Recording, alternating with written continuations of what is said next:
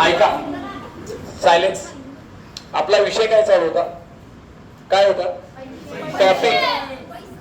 मेल्यानंतर पैसे घेऊन जाता येतात का? येतात का? येतात. आज मी तुम्हाला सांगणार आहे, मेल्यानंतर पैसे. मला सांगा, पैसे तुमचे लाखो रुपये आहेत, करोड रुपये आहेत, मेल्यानंतर ते पैसे कामाला येतात का?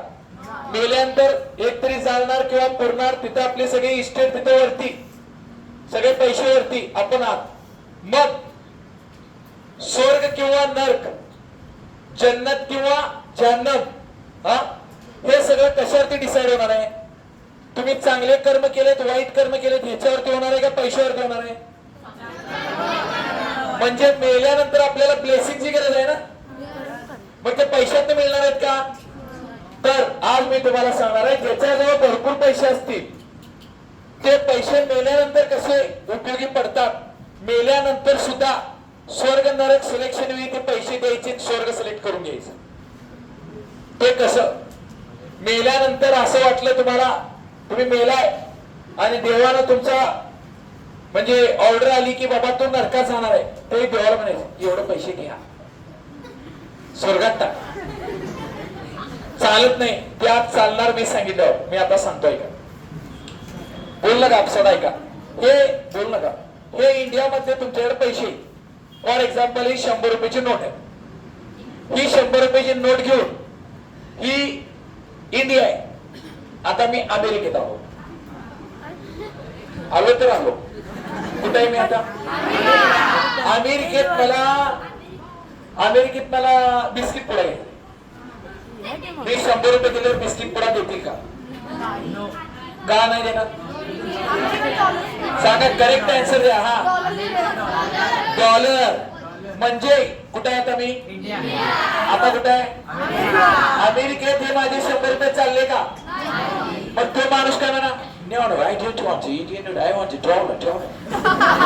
मग मी परत इंडिया आणि अमेरिकेच्या मध्ये एक दुकान आहे, त्या दुकानात मी 100 रुपये देणार आणि 100 रुपये किमतीचे तो मला डॉलर देणार. कळालं का नाही? कळालं? Currency change.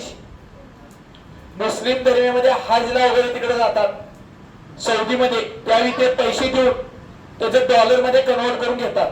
किंवा ज्यांचे पॅरेंट्स बाहेर जातात फॉरेनला वगैरे, तर त्याची सिस्टीम आहे, त्या बँकेत तुम्ही जे पैसे जमा करणार आहे त्याचे तुम्हाला डॉलर मिळणार.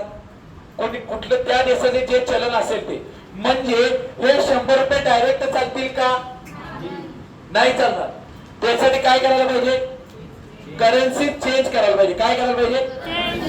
मग मला सांगा, हे 100 रुपये डायरेक्ट नाही चालले, पण हे 100 रुपये तुम्ही डॉलर घेतले, ते डॉलर तिथं चालले.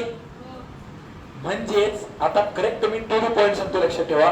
हे तुमचे पैसे, आता मी इंडियामध्ये येतो, अमेरिकेत गेलो, आता मी पुन्हा, आता मी जगात आहे, आता मी मेलोय, आता मी मेलोय, आता मी कुठे आहे? जिवंत आहे, जगात आहे. आता मी मेलोय, मेल्यानंतर माझे पैसे चालतील का? मग आता मी करन्सी चेंज करून घेणार. करन्सी चेंज केल्यावर माझे पैसे बघा कसे येतात. आता मी जिवंत आहे, माझ्याकडे ढीकभर पैसे आहेत. मी मरायच्या आधी ते पैसे, त्या पैशाने गेलो, एका गरीब माणसाला घर बांधून दिलं, तो माणूस मला आशीर्वाद देणार. दुसरे अनाथ आश्रम बांधलो मी त्या पैशानं, ती लोक सगळे मला आशीर्वाद देणार. करन्सी चेंज करायला लागले बघा, मी हे पैसे द्यायला लागले, ब्लेसिंग्स घ्यायला लागले. कारण तिथं करन्सी कुठली चालते मेल्यानंतर? ब्लेसिंग्स. ते मी घ्यायला लागले. Are you getting me?